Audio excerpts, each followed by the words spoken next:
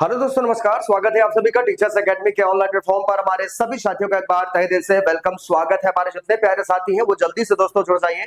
दोस्तों, एक बेहतरीन आपके शानदार सेशन स्टार्ट हो चुके हैं। आपकी जो साथी सुपर टेट एग्जाम की तैयारी कर रहे हैं उनके लिए 30 प्रश्न एक आता है। 30 प्रश्न देख सकते हैं करंट अफेयर के, और प्लस स्टैटिक जी के मिक्सअप क्वेश्चन आते हैं। और इन क्वेश्चन का दोस्तों हम बेस्ट एनालिसिस कराएंगे आपका जब तक एग्जाम नहीं हो पाएगा। दोस्तों, सभी साथियों का वेलकम, स्वागत है। क्योंकि दोस्तों जानते हैं नई आपकी प्राथमिक शिक्षक भर्ती आपके सामने देखने को मिलने वाली है। यूपी टेट का आयोग ने दोस्तों आपका एग्जाम करा दिया है और अब सुपर टेट की बारी है।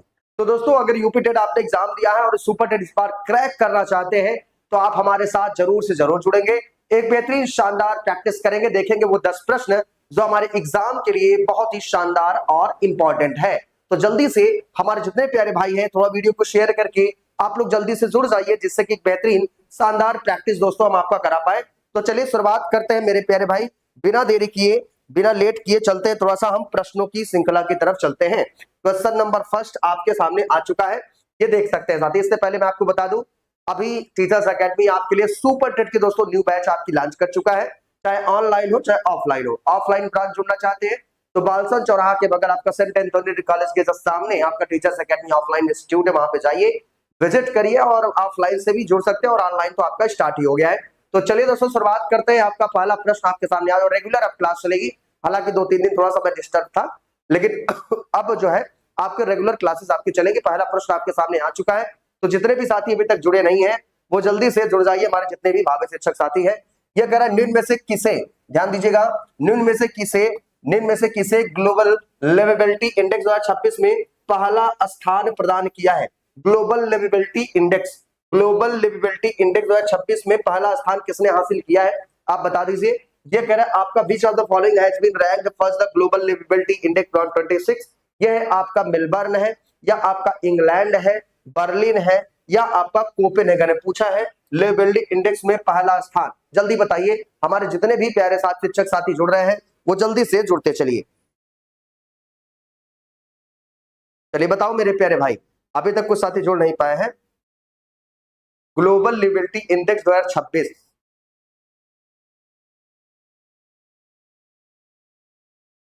चले भाई,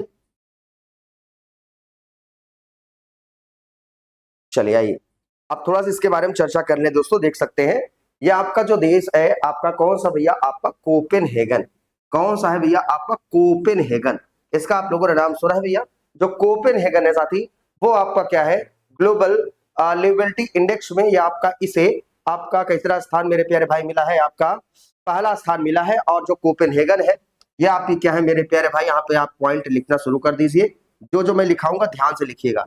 ये आपकी क्या है मेरे प्यारे भाई, डेनमार्क की राजधानी है। डेनमार्क की राजधानी है, डेनमार्क की राजधानी है, जिसे हम क्या कहते हैं मेरे प्यारे भाई, आपका कोपेनहेगन। ठीक है, कोपेनहेगन। ये जो कोपेनहेगन है ये आपका डेनमार्क कंट्री है, डेनमार्क देश है, उसी की आपकी राजधानी है, जिसमें इसे बोला जाता है वैश्विक जीवंतता सूचकांक। इसे बोला जाता है हिंदी में वैश्विक जीवंतता जीवंतता सूचकांक। तो जो वैश्विक जीवंतता सूचकांक है इसमें मेरे पे 2026 में तो जो आपका पहला स्थान मिला है वो आपका कोपेनहेगन को पहला स्थान मेरे साथी आपका मिला है। तो ऑस्ट्रिया का वियना दूसरे स्थान पर है। ऑस्ट्रिया का वियना, ठीक है, ऑस्ट्रिया का वियना, ऑस्ट्रिया की राजधानी क्या है साथी, आपका वियना। ठीक है, ये आपका कैसे रैंक पर है, आपका मेरे प्यारे भाई, आपका सेकेंड रैंक पे। सब लिख लीजिएगा, सब लिखिए मेरे प्यारे भाई। जबकि थर्ड रैंक की अगर हम बात करेंगे, जो आपका ऑस्ट्रेलिया का मेलबर्न, ऑस्ट्रेलिया का जो मेलबर्न है, मेलबर्न, ये इसे दोस्तों आपका कैसा स्थान मिला है, आपका थर्ड रैंक। यानी कि दोस्तों ये आपका तीसरे स्थान पर है लिवेबिलिटी इंडेक्स में, जो आपका वैश्विक जीवंतता सूचकांक 2026 जो आपका जारी किया गया है इसमें। ठीक है, चलिए अनुज जी वेरी वेरी गुड मॉर्निंग, नमस्कार। हमारे जितने प्यारे साथी हैं थोड़ा जल्दी से आप सभी साथी आ जाइए। ठीक है, तो भारत की अगर थोड़ा सा बात करेंगे तो भारत कोई 100 में आपका शीर्ष स्थानों में आपका स्थान नहीं बना पाया है। ठीक है, चलिए अब देख लीजिए साथी, भारतीय शहरों की रैंकिंग आपकी इस प्रकार है। नई दिल्ली को 120वां स्थान है। देखिएगा, जो नई दिल्ली है, अगर भारतीय शहर की बात करेंगे, नई दिल्ली को 120वां स्थान प्राप्त हुआ है लिवेबिलिटी में। ठीक है, इसके बाद साथी आपका मुंबई को 121वां स्थान। मुंबई को दोस्तों ये आपका 121वां स्थान इसे आपका दिया गया है, ये भी आपको याद रख लेना है मेरे प्यारे भाई। इसके बाद एक है चेन्नई, चेन्नई को 123वां स्थान मिला है। चेन्नई, ये लास्ट आप देखिए, भारतीय वाला भी देख लीजिए, चेन्नई को 123वां स्थान आपका प्राप्त हुआ है। ठीक है, पूछ लिया, एक पूछा है, मैंने आपको 5-6 बता दिया है। क्वेश्चन कहीं से भी आपका पुटअप कर सकते हैं। जैसे एक पूछ सकता है ग्लोबल लिवेबिलिटी इंडेक्स में पहला स्थान आपका किसका है, तो भैया आपका पहला स्थान कोपेनहेगन जो कि डेनमार्क की राजधानी है, और दूसरा स्थान ऑस्ट्रिया की वीना है जो कि इसे सेकंड रैंक है। ऑस्ट्रेलिया का मेलबर्न जो कि आपका थर्ड रैंक है। नई दिल्ली को दोस्तों, भारतीय अगर शहरों की बात करें, नई दिल्ली को 120वां स्थान प्राप्त है।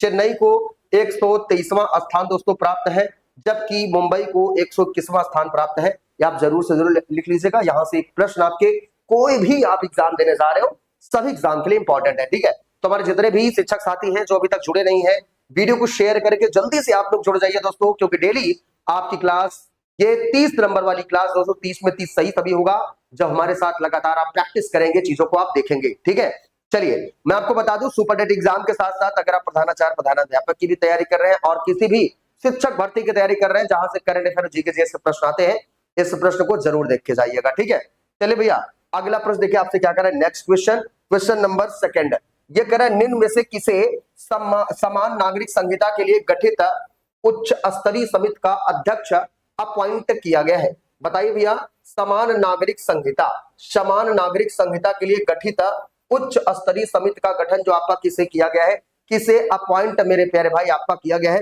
तो जल्दी से आप सभी साथी बता दीजिए और जुड़ते चलिए। ठीक है, चलिए कहे लेट कर रहे हैं मेरे प्यारे भाई आप लोग, यार गजब, अभी तक आप लोग लेट ही हैं। ठीक है, तो इनका नाम क्या है आपका, रंजन प्रकाश देसाई। इनका नाम आप लोग जानते ही है भैया, रंजन प्रकाश देसाई। तो जो आपके रंजन प्रकाश देसाई है, ये आपके क्या अपॉइंट किए गए हैं मेरे प्यारे भाई, ये किए गए हैं समान नागरिक संहिता के लिए गठित उच्च स्तरीय समिति का अध्यक्ष, इसको अपॉइंट किया गया है। ठीक है, अच्छा समान नागरिक संहिता, ये दोस्तों आपका अभी आपका किस आर्टिकल में आपका दिया गया है, समान नागरिक संहिता आपसे पूछ सकता है। तो भारतीय संविधान के, ध्यान दीजिएगा, भारतीय संविधान के आर्टिकल, भारतीय संविधान के आर्टिकल 44 में, आर्टिकल 44 में इसका प्रावधान आपका किया गया है, किसका, समान नागरिक संहिता का। ठीक है भैया, चलिए अनुज जी जुड़ रहे हैं भैया, और जितने भी मेरे प्यारे साथी हैं थोड़ा जल्दी से आप लोग जुड़ते चलिए इस बेहतरीन शानदार प्रैक्टिस में। ठीक है, ये समान नागरिक संहिता आपका इंपॉर्टेंट है, इसको याद रख लेना, आर्टिकल 44, और जो आपके बनाए गए हैं, कौन बनाए गए, रंजना प्रकाश देसाई। अब देखो जो आर्टिकल 44 है, ये भारतीय संविधान के किस भाग में है पता है, क्या है ये आर्टिकल 44? आइए थोड़ा इसके बारे में चर्चा कर लेते हैं, बहुत इंपॉर्टेंट है। देखिए भाई, जो है आपका आर्टिकल 44, ये आपके भारतीय संविधान के भाग 4 में आपका क्या है जानते हैं, भारतीय संविधान के भाग 4 में दोस्तों क्या है आपका, डीपीएसपी। क्या है, डीपीएसपी। डीपीएसपी मतलब इसे क्या कहा जाता है, directive principle of state policy. State वाले भैया ध्यान दीजिएगा, 30 में 30 ऐसे ही सही होगा। और ध्यान से देखिए, जैसे डीपीएसपी की बात कर रहे हैं, इसे क्या कहा जाता है आपका, directive principle of state policy. Directive principle of state policy यानी कि राज्य के नीति निर्देशक तत्व संविधान के भाग 4 में आपका दिया गया है। और ये आपका आर्टिकल की बात करेंगे तो जो आर्टिकल है, ये आर्टिकल 36 से 51 तक ये आपकी बात किया गया है। और ये आपका कहां से लिया गया है? ये मेरे प्यारे भाई आयरलैंड से लिया गया है। कहां से लिया गया है साथी? आपका आयरलैंड से ये आपका लिया गया है। ठीक है मेरे प्यारे भाई, इसको आपको याद रख लेना है।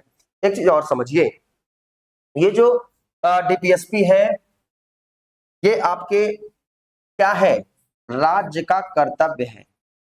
ये क्या है? आपका राज्य का कर्तव्य है। राज्य आपके लिए चाहे कार्य करे या ना करे, राज्य इसके लिए बाध्य नहीं है। ठीक है भाई, चलिए स्क्रीनशॉट लेते रहिए, सब आपको टचमेंट करके हमेशा जरूर बताऊंगा, जिससे कि एग्जाम में आप ज्यादा ज्यादा क्वेश्चन को आप सही कर पाइए। चलिए देखिए, ये प्रश्न आपके लिए बहुत जबरदस्त आ चुका है। क्या कह रहा है क्वेश्चन नंबर 3? तो हमारे जितने भी शिक्षक साथी हैं अभी तक जो जुड़े नहीं, एक बार वीडियो को जरूर शेयर कर दीजिए अपने दोस्तों के पास, क्योंकि ये दोस्तों वीडियो बहुत ही जबरदस्त होने वाला है आपके सभी एग्जाम के लिए। ठीक है,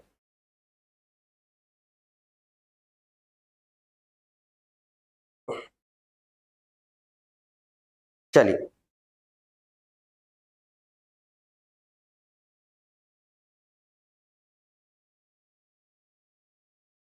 चले मेरे प्यारे भाई, जल्दी से आप लोग जुड़ जाइए। देखिए आपके लिए जो समय है ये बहुत ही कीमती है, और मे भी अगर आप लेट करेंगे मेरे प्यारे भाई तो लेट ही हो जाएगा। ठीक है,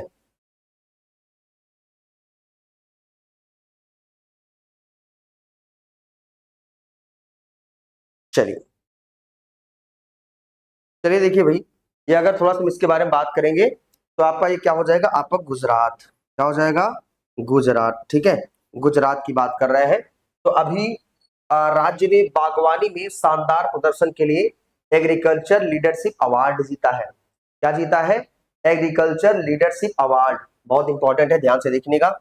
इन्होंने क्या जीता है भाई? आपका agriculture agriculture agriculture leadership leadership award. ठीक है, 2026।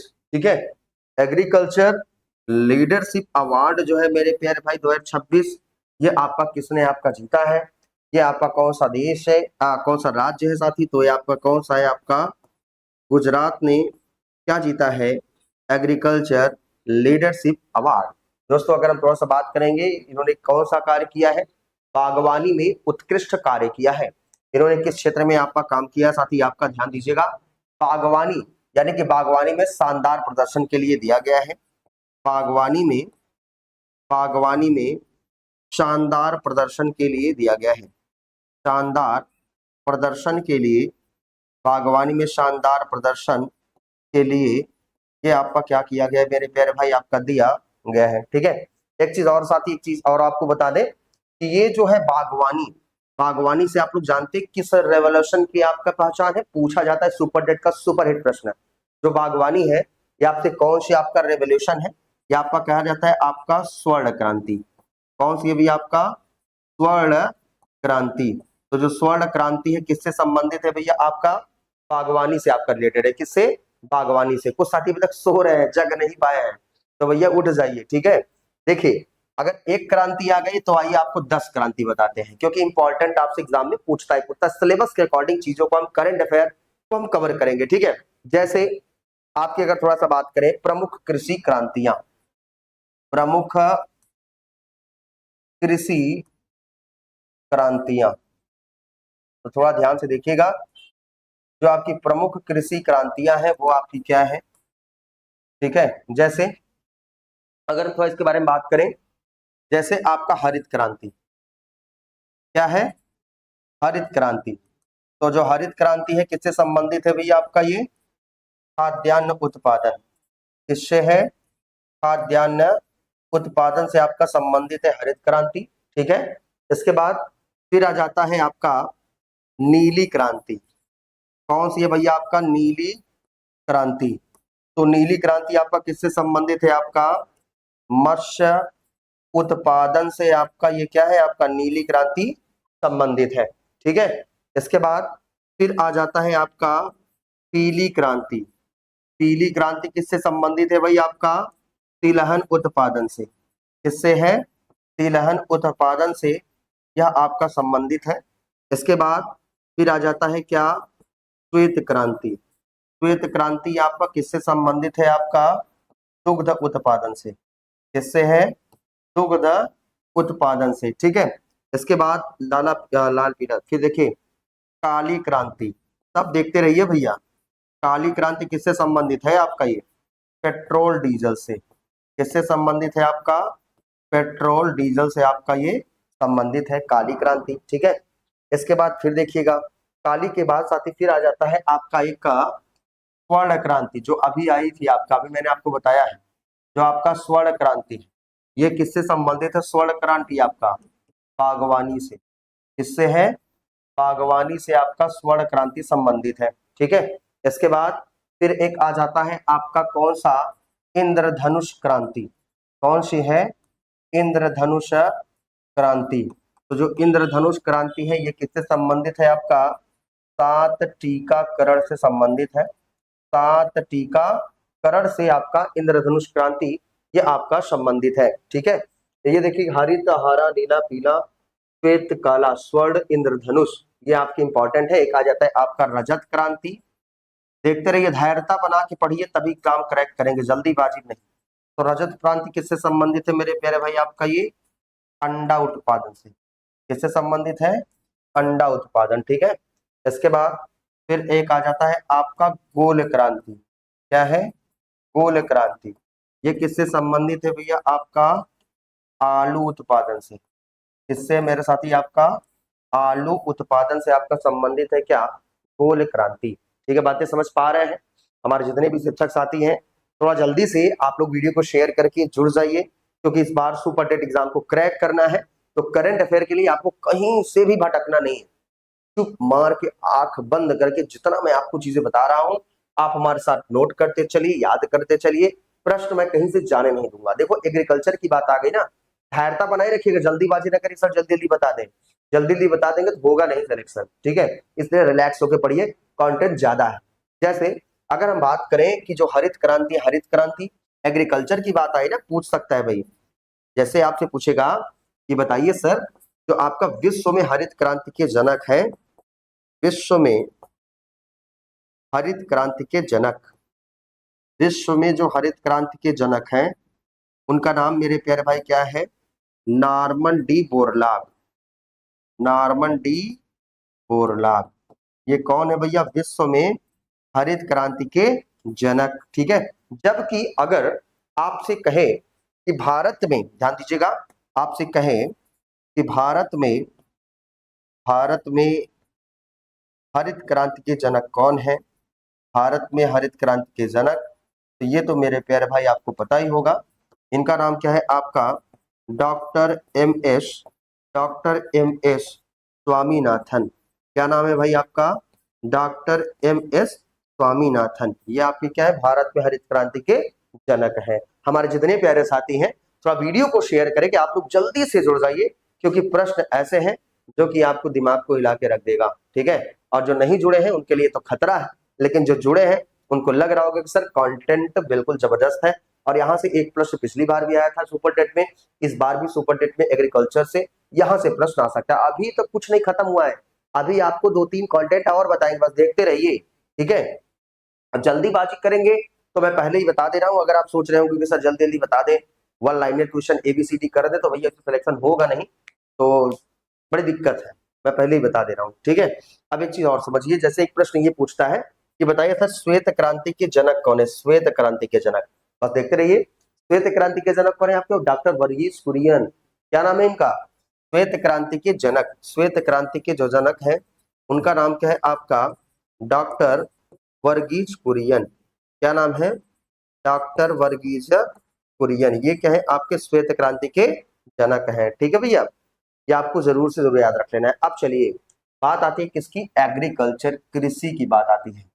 किसकी बात आती है? कृषि। तो हमको एक प्रश्न बताइए कि जो किसान दिवस है कब मनाया जाता है?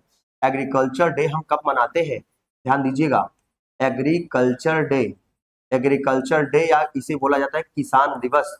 तो जो किसान दिवस है ये मेरे प्यारे भाई आपका हम कब मनाते हैं? तो 23 दिसंबर को हम किसान दिवस मनाते हैं। कब मनाते हैं? 23 दिसंबर को क्या मनाते हैं? हम किसान दिवस सेलिब्रेट करते हैं, है ना। चौधरी चरण सिंह के जन्म दिवस के अवसर पर। चौधरी चरण सिंह, चौधरी चरण सिंह के जन्म दिवस के अवसर पर।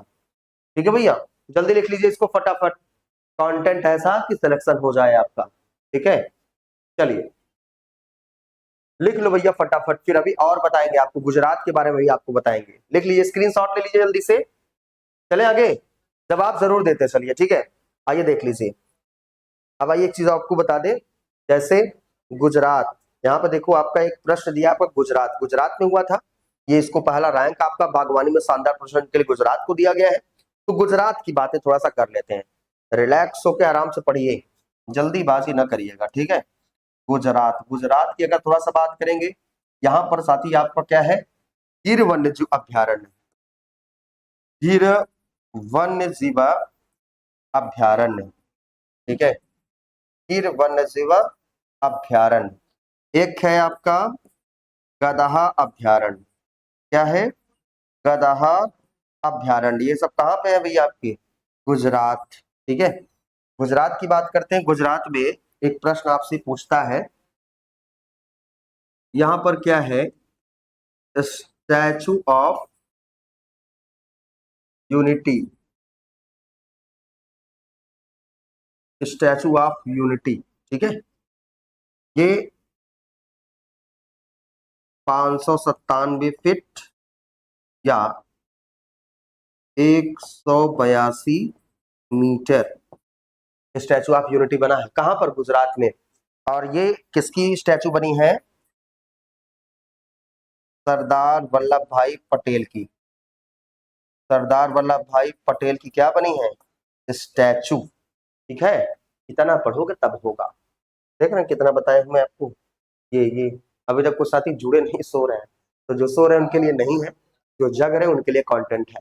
हमें कोई भी कितना भी लोग देखते रहे, कोई फर्क नहीं पड़ता, क्योंकि जो ये चीज मैं आपको दे रहा हूँ मेरे प्यारे भाई, एग्जाम के लिए बहुत इंपॉर्टेंट है। ठीक है, चले आगे, अगला देखिए, स्क्रीनशॉट ले लीजिए। अगला देखिए भैया क्या करा है, एस जानकी का 88 वर्ष की आयु में निधन हो गया, वे आपके कौन थे। S Janaki the age of 88 वो वेयर दे। बताओ भैया क्या हो जाएगा, कौन थे आपके, पत्रकार थे, या आपके वैज्ञानिक थे, या साथ ही आपका गायिका सिंगर, या मेरे भाई एक्ट्रेस। बताओ कौन थे भाई। तो चलिए हम सभी का कमेंट है मेरे प्यारे भाई आपका देख रहे हैं, सभी का जवाब आप सभी साथी जल्दी से देते चलिए, बताते चलिए आपका क्या हो जाएगा। ये क्या थे भाई, आपके सिंगर यानी कि गायिका। क्या थे भैया, आपका सिंगर, गायिका की हम बात कर रहे हैं। ठीक है, तो ये आपकी सिंगर थी एस जानकी। एस जानकी का 88 वर्ष की आयु में निधन हो गया। वहां पे कौन थे भैया, आपकी सिंगर थी, गायिका थी आपकी। ठीक है, तो ये आपको जरूर से जरूर आपको याद रख लेना है, इंपॉर्टेंट है आपके एग्जाम के लिए, इसमें कुछ नहीं जानना है आपको। ठीक है, अगला देखिए, करण निम्न में से किस स्थान पर मानस और महाभारत अंतरराष्ट्रीय सभ्यता अध्ययन केंद्र का उद्घाटन किया गया। आज के प्रश्न बहुत ही सुपरहिट है, और ध्यान से आप देखेंगे तो आपको समझ में आएगा कि सर प्रश्न कहां से पूछ रहा है ये। देखो ये आपका क्या है, at which of the following places was the Manas and Mahabharata international centre for civilisation studies inaugurated. बताओ भाई कहां पर उद्घाटन इसका किया गया है, मानस का।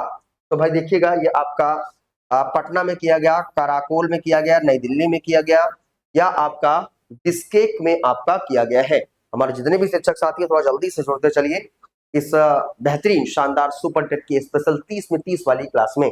तो देखिए अगर थोड़ा सा हम बात करेंगे तो आपका क्या हो जाएगा, बिस्केक की बात कर रहे हैं, क्या हो जाएगा आपका, बिस्केक, बिस्केक। तो जो बिस्केक है मेरे प्यारे भाई ये है, निम्न में से किस स्थान पर मानस और महाभारत अंतरराष्ट्रीय सभ्यता अध्ययन केंद्र का उद्घाटन किया गया है। तो बिस्केक में ये आपका उद्घाटन रिसेंटली में अभी किया गया है, किसका किया गया है, मानस और महाभारत अंतरराष्ट्रीय सभ्यता अध्ययन केंद्र। अलग से लिख लीजिएगा, न समझ पा रहे हैं तो, ठीक है, जिससे याद हो जाए चीजें। क्या है आपका, मानस, मानस और महाभारत, महाभारत, महाभारत अंतरराष्ट्रीय, अंतरराष्ट्रीय सभ्यता, सभ्यता अध्ययन केंद्र, सभ्यता अध्ययन केंद्र। ठीक है भैया, चलिए ये आपको लिख लेना है मेरे जितने भी प्यारे साथी हैं, इंपॉर्टेंट है आपके एग्जाम के लिए। कहां पे है आपका ये बिस्केक, बिस्केक, ठीक है भाई। चलिए ये भी इंपॉर्टेंट है आपके एग्जाम के लिए। चलिए ठीक है, अगला देखिए, अगला कह रहा भैया इंग्लैंड के 59वें प्रधानमंत्री किसे अपॉइंट किया गया है? Who will the appointed as the 59th prime minister of England? बताइएगा। इंग्लैंड के 59वें जो आपके प्रधानमंत्री हैं आपके कौन अपॉइंट किए गए हैं? इनका नाम क्या है? कीर स्टारमर नाम है, या आपका विक्टोरिया जॉर्ज नाम है, या इनका नाम एनडी बर्नहम है, या आपका रोजर हेगल है? बताइए। हमारे प्रधानाचार्य वाले साथी सुन लें कि हमारी जो क्लास रहती है वो आप प्रधानाचार्य वाली क्लास 3 दिन केवल चलती है, शाम को थर्सडे फ्राइडे सैटरडे, और जो सुपर टेट की क्लास रहती है वो डेली रहता है सुबह 9 बजे, मतलब मंडे टू सैटरडे, ठीक है। इसको आप देखिए, टाइम टेबल आप शिफ्ट कर लीजिएगा। चलिए अनुज जी जवाब दे रहे हैं और सभी साथी जवाब दे रहे हैं। इनका नाम देखिएगा, इंग्लैंड के 59वें जो प्रधानमंत्री आपके बनाए गए एनडी बर्नहम बनाए गए। कौन बनाए गए भैया? आपका एनडी बर्नहम। इनका नाम देख लीजिएगा, एनडी बर्नहम जी का। और ये एनडी बर्नहम जी ये आपके क्या बनाए हैं? इंग्लैंड के 59वें प्रधानमंत्री आपके अपॉइंट किए गए हैं। समझ गए मेरे प्यारे भाई? अब चलिए एक चीज आपको और बता दें। अगला क्वेश्चन नंबर 7 देखिएगा। कह रहा है निम्न में से किस स्थान पर एरो इंडिया 2027 नामक एशिया के सबसे बड़े एयर शो का 16वां संस्करण का आयोजन किया जाएगा? बताइएगा। बहुत ही जबरदस्त प्रश्न आपके सामने आ चुका मेरे शिक्षक साथी, देखिएगा। ये कह रहे आपका at which of the following locations will the 16th edition Asia's largest air show aero India 2027 will be held? बताओ भैया कहां पर होगा? मंगलुरु में, नई दिल्ली में, पटना में, या आपका भोपाल में? बहुत ही जबरदस्त आज का क्वेश्चन है, करंट अफेयर का, इसको जरूर याद करिएगा। हम इसको आपको अलग से बता भी देंगे, ठीक है। चलिए देखिए दोस्तों, अगर हम थोड़ा इसके बारे में बात करेंगे, एरो इंडिया, जल्दी से जुड़ते चलिए हमारे जितने भी साथी हैं।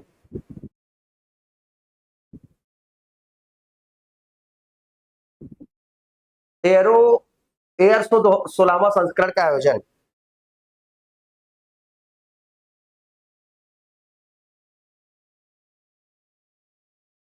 एयर शो के 16वें संस्करण का आयोजन कहां पर किया जाएगा? चलिए बहुत बढ़िया, मुझे पता है आप लोग बता ले जाओगे। ये आपका मंगलुरु है, नई दिल्ली है, पटना है, भोपाल है। तो एयर शो की बात कर रहा है मेरे प्यारे भाई। आप लोग का जवाब थोड़ा सा लेट आ रहा है। अनुज जी केवल जवाब दे रहे हैं और सभी लोग केवल देख रहे हैं, देखते रहिए। तो ये आपका क्या हो जाएगा? आपका, आप लोग जानते हैं मंगलुरु का नाम सुने मेरे प्यारे भाई, मंगलुरु।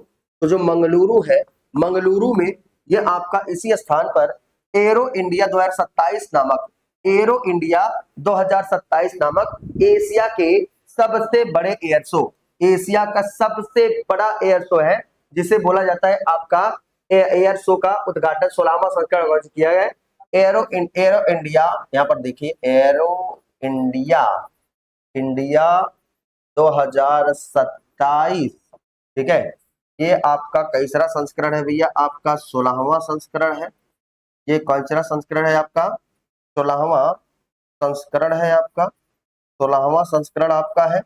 और इस 16वें संस्करण में जो आपका कहां पर आयोजन किया जा रहा है? आयोजन, इसका आयोजन मेरे प्यारे भाई आपका मंगलुरु में किया जा रहा है। कहां पर किया जा रहा है? मंगलुरु में इसका आयोजन आपका किया जा रहा है। सभी साथी लिखते चलिएगा, ठीक है। एक चीज आपको और बता दें, हमारे जितने भी प्यारे साथी हैं, यह 18 से 12 फरवरी 2027 के बीच आपका आयोजन किया जाएगा। 18 से, यह 18 से 27 फरवरी, 27 फरवरी 2027 तक, है ना, 2027 तक इसका क्या किया जाएगा? आयोजन किया जाएगा। यानी कि आपकी टेट में ये प्रश्न बहुत इंपॉर्टेंट है, इसको आप जरूर से जरूर आप लिख लीजिएगा, ठीक है। तो ये आपका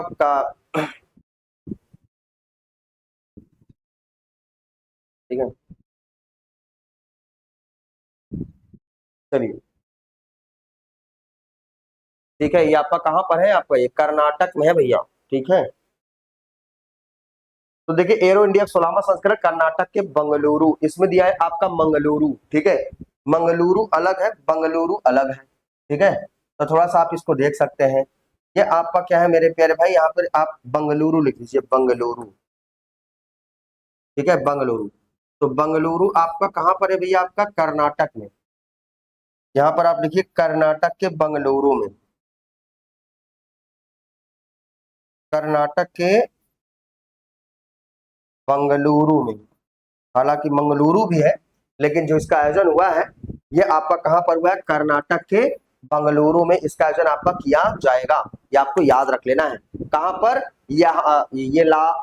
येलाहंका एयरफोर्स स्टेशन पर, येलाहंका, कहां पर इसका आयोजन किया जाएगा, येलाहंका, यहां पर लिख देता हूं, Yelahanka, Yelahanka air force station, air force station पर क्या किया जाएगा, इसका आयोजन। लिख लीजिए भैया, जो कंटेंट मैं आपको बता रहा हूं ये आपकी एग्जाम के लिए इंपॉर्टेंट है। इसका क्या किया जाएगा, आयोजन यहीं पर, कौन सा स्टेशन है, यहालंका एयरफोर्स स्टेशन पर इसका आयोजन आपका किया जाएगा। ठीक है, तो एशिया का ये सबसे बड़ा शो है, रक्षा मंत्रालय के द्वारा हर 2 साल में इसका आयोजन आपका किया जाता है। ठीक है, ये हर 2 साल पर इसका आयोजन किया जाता है, रक्षा मंत्रालय द्वारा, रक्षा मंत्रालय द्वारा, मंत्रालय द्वारा हर 2 साल पर, हर 2 साल पर ये आपका दोस्तों किया जाता है क्या, आयोजन। ठीक है भैया, चले आगे, जल्दी से इसको आप लिख लीजिए, छाप लीजिए, क्योंकि प्रश्न बहुत इंपॉर्टेंट है आपकी एग्जाम के लिए। कुछ साथी अभी तक जुड़ नहीं पाए, वो डेली का डेली हमारे साथ दोस्तों 9 बजे जुड़िए, क्योंकि 9 बजे इस बार आप जान लीजिए 30 में 30 कि नैया पार आपके लग जाएगी भाई। ठीक है, चलिए अगला क्वेश्चन देखिए क्या कह रहा है। भारतीय वायुसेना को world directory of modern military aircraft की 2026 की ग्लोबल एयर पावर्स रैंकिंग में कौन सा स्थान आपका दिया गया है, बताइएगा। यहाँ पर तीसरा स्थान दिया गया है, भारतीय वायुसेना को world directory of modern military aircraft में तीसरा स्थान दिया गया। बहुत ही बेहतरीन व शानदार प्रश्न आपके सामने साथी आ चुका है, तो जल्दी से आप सभी साथी बताइएगा यह आपका कहां यानी तीसरा स्थान इसको प्राप्त हुआ है। तो साथी यह स्थान जो प्राप्त हुआ है अनुज अनुज प्रयागी। चलिए ठीक है, और लोग जवाब दो भैया। तो आपका तीसरा स्थान हो जाएगा, दूसरा है, तीसरा है, चौथा है, या आपका 5वां स्थान आपका दिया गया है, बता सकते हैं मेरे प्यारे भाई। यहाँ पर तीसरा स्थान दिया गया, आपका तीसरा स्थान मिला है, तीसरा स्थान मिला है, तीसरा स्थान इसको मिला है। भारतीय वायुसेना को world directory of modern military aircraft की 2026 के ग्लोबल एयर पावर रैंकिंग में स्थान मिला है, ग्लोबल एयर पावर रैंकिंग में स्थान मिला है, global air global global air global air power ranking, global air power ranking में इसे दोस्तों आपका स्थान मिला है तीसरा। इसको आप जरूर से जरूर आप याद रख लीजिएगा, इंपॉर्टेंट है आपके एग्जाम के लिए। किसको, भारतीय वायुसेना, इंडियन एयरफोर्स। देखिएगा, भारतीय वायुसेना, भारतीय वायुसेना, तो जो भारतीय वायुसेना है, भारतीय वायुसेना दिवस, भारतीय वायुसेना दिवस हम कब मनाते हैं मेरे प्यारे भाई, भारतीय वायुसेना दिवस ये कब मनाते हैं, 8 अक्टूबर को। कब मनाते हैं, प्रत्येक 8 अक्टूबर को मनाया जाता है, 8 अक्टूबर को मनाया जाता है। क्या मनाया जाता है मेरे प्यारे भाई, भारतीय वायुसेना दिवस। ठीक है भाई, चलिए बहुत शानदार, हमारे जितने प्यारे साथी हैं थोड़ा जल्दी से आप लोग जुड़ते चलिए, प्रैक्टिस करते चलिए। अगला प्रश्न देखिए क्या कह रहा है। केंद्रीय गृह मंत्री अमित शाह ने, केंद्रीय गृह मंत्री अमित शाह ने किस स्थान पर जयप्रकाश नारायण पब्लिक लाइब्रेरी का उद्घाटन किया है। At which place of the dead Union Home Minister Amit Shah inaugurated the Jayaprakash Narayan public library. जल्दी से हमारे जितने साथी हैं जुड़ते चले और बताते चले कहां पर इसका इनॉग्रेशन आपका किया गया है, जयप्रकाश नारायण पब्लिक लाइब्रेरी। इसी क्लास में ही रटा दूंगा मेरे प्यारे भाई, आपको बस देखते रहिए। जैसे अगर हम थोड़ा सा बात करें, और किसने आपका किया है, किसने किया भैया, अमित शाह ने किया है, केंद्रीय गृह मंत्री होम मिनिस्टर अमित शाह, और इन्होंने जयप्रकाश नारायण पब्लिक लाइब्रेरी का उद्घाटन जो आपका किया है, ये आपका कहां पर किया भैया, आपका दिल्ली में इसका उद्घाटन आपका किया। चलिए बहुत बढ़िया जवाब हमारे सभी प्यारे साथियों का रहा है। ये क्या हो जाएगा, आपका दिल्ली की बात है, और दिल्ली में ये क्या किया जा रहा है, अभी अमित शाह ने अभी जयप्रकाश नारायण पब्लिक लाइब्रेरी का उद्घाटन किया है। क्या नाम है इसका, Jayaprakash Narayan, Jayaprakash Narayan, Jayaprakash Narayan, Jayaprakash Narayan public library, public library का क्या किया गया है मेरे प्यारे भाई, इसका पब्लिक लाइब्रेरी का इनॉग्रेशन आपका किया गया है। ठीक है, और ये आपका कहां पर किया गया है, नई दिल्ली। सब रटा दूंगा इसी क्लास में, बस देखते रहिए, बस ऐसे ही पढ़ के जाना जैसे मैं आपको बता रहा हूं। ठीक है, ये इंपॉर्टेंट है आपके लिए। और किसने किया है, किसने किया है, तो ऐसे बता लोगे सर अभी तो आपने बताया अमित शाह जी ने किया है। केंद्रीय गृह मंत्री, गृह मंत्री, गृह मंत्री अमित शाह जी ने किया है। अमित शाह, अमित शाह जी ने यहाँ पर किया है। ठीक है भैया, जल्दी से सब लिखते चलिए, इंपॉर्टेंट फैक्ट है आपके एग्जाम के लिए, सब देखते चलिए। ठीक है, अच्छा दिल्ली की बात आ गई, दिल्ली, दिल्ली है दिल वालों की, है ना भाई। तो अगर दिल्ली की बात आ गई, एक प्रश्न आप बता दिए, दिल्ली को किस संविधान संशोधन द्वारा एनसीआर में शामिल किया गया है। तो एक संशोधन है साथी, आप लिख लीजिएगा, एक संशोधन है नई दिल्ली को, यानी कि एक है आपका 69वां संविधान संशोधन। कौन सा मेरे प्यारे भाई, 69वां संविधान संशोधन है। 69वें संविधान संशोधन कहता है दिल्ली को एनसीआर में क्या किया गया था, आपका शामिल किया गया है। ये आपको जरूर से जरूर आप लिख लेना है। एनसीआर मतलब समझते हैं, एनसीआर मतलब क्या, नेशनल कैपिटल रीजन, राष्ट्रीय राजधानी क्षेत्र इसको कहा जाता है। इसे क्या कहा जाता है भैया, आपका national, national capital, capital region, region, यानी इसे कहा जाता है आपका राष्ट्रीय राजधानी, राजधानी क्षेत्र इसे कहा जाता है। ठीक है भाई, चलिए अगला क्वेश्चन देखिए क्या कह रहे हैं आपसे। क्वेश्चन नंबर 10 है, लास्ट क्वेश्चन है, जबरदस्त क्वेश्चन है ये, जल्दी से आप लोग देखिए और बताइए आपका क्या राइट आंसर हो जाएगा। ये कह रहा है निम्न में से किसने ट्राइब एक्स नामक डिजिटल लर्निंग प्लेटफॉर्म लॉन्च किया है। ट्राइब एक्स नामक डिजिटल लर्निंग प्लेटफॉर्म, इनका नाम है जूएल ओराम नाम है, या आपका नरेंद्र मोदी नाम है, द्रौपदी मुर्मू है, या आपका राजनाथ सिंह है। बताइए ट्राइब एक्स नामक डिजिटल लर्निंग प्लेटफॉर्म क्या है। ट्राइब एक्स नामक डिजिटल लर्निंग प्लेटफॉर्म, जल्दी से हमारे जितने भी साथी हैं जुड़ते रहिए। चलिए पटना नहीं होगा भैया, ठीक है, दिल्ली होगा, दिल्ली। कहाँ पटना लगा दिए आप, पटना थोड़ी होगा।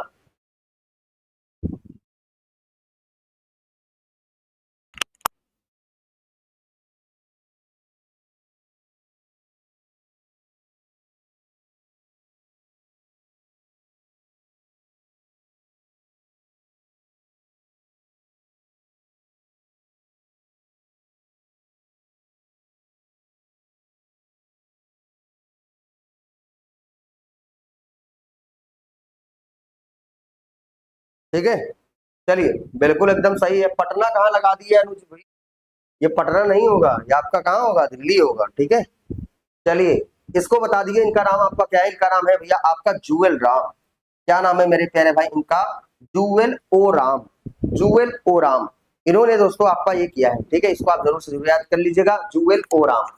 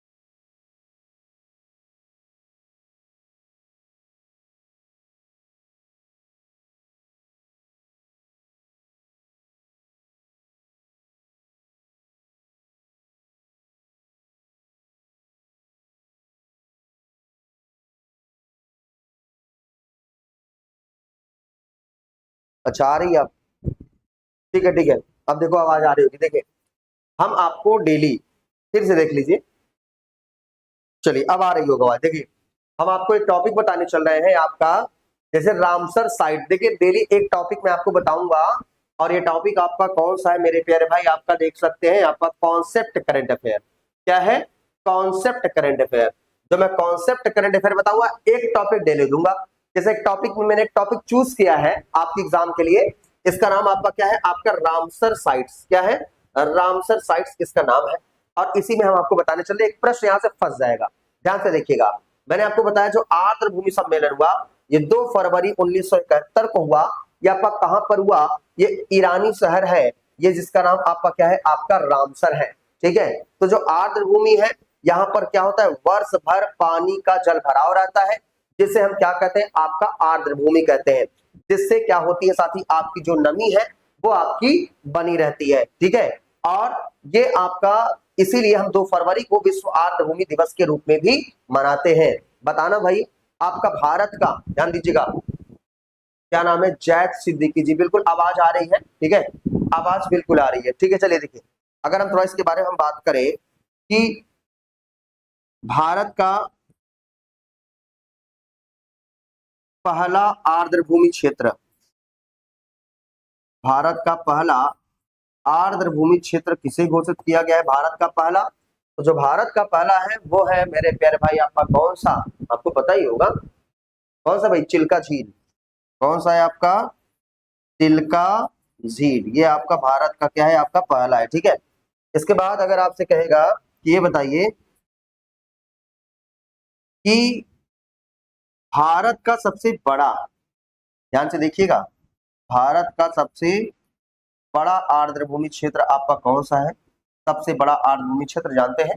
सुंदरवन। लिख लीजिएगा, क्या कहा जाता है इसको मेरे प्यारे भाई? आपका सुंदरवन आर्द्र भूमि क्षेत्र कहा जाता है। सुंदरवन आर्द्र भूमि क्षेत्र, सुंदरवन आर्द्र भूमि क्षेत्र दोस्तों इसे आपका कहा जाता है। ये पश्चिम बंगाल में है, वेस्ट बंगाल में ये आपका स्टैब्लिश्ड है, वेस्ट बंगाल में, पश्चिम बंगाल में आपका स्थित है। ठीक है, इसके बाद फिर देख सकते हैं एक प्रश्न और बन सकता है, जैसे कहेगा कि भारत का सबसे छोटा, है ना, भारत का सबसे छोटा आर्द्र भूमि क्षेत्र आपका कौन सा है? सबसे छोटा, तो इसे हम क्या कहते हैं? आपका रेणुका आर्द्र भूमि क्षेत्र, रेणुका आर्द्र भूमि क्षेत्र। ठीक है, इसके बाद फिर एक चीज समझ सकते हैं कि सबसे ज्यादा आर्द्र भूमि क्षेत्र लास्ट है, देख लीजिएगा, सबसे ज्यादा, सबसे ज्यादा जो आपका कहां पर है भैया? आपका तमिलनाडु में। कहां पर? तमिलनाडु में। कुल कितने हैं आपके? 20। ठीक है, फिर उत्तर प्रदेश, उत्तर प्रदेश में आपके कितने हैं? उत्तर प्रदेश में वर्तमान समय कितने हैं आपके? 13 है। ठीक है, तो ये आप जरूर छाप लीजिएगा, एक नंबर फिक्स है। जो सीरियस कैंडिडेट्स हैं वो इस वीडियो को जरूर देखेंगे और बताएंगे कि सर कंटेंट में दम है, मजा आ गया। ठीक है, तो चलिए, हमारे जितने भी शिक्षक साथी हैं सभी को जुड़ने के लिए बहुत बहुत धन्यवाद। हमारे साथ डेली जुड़िए 9 बजे एक शानदार जबरदस्त क्लास के साथ। कल मैं जो करंट अफेयर लाने वाला हूँ वो आपको फिगर के साथ लाने वाला हूँ, यानी इमेज भी मैं इसके माध्यम से आपको दिखाऊंगा। ठीक है, तो मिलते हैं आपसे नेक्स्ट वीडियो में, तब तक के लिए जय हिंद, जय भारत।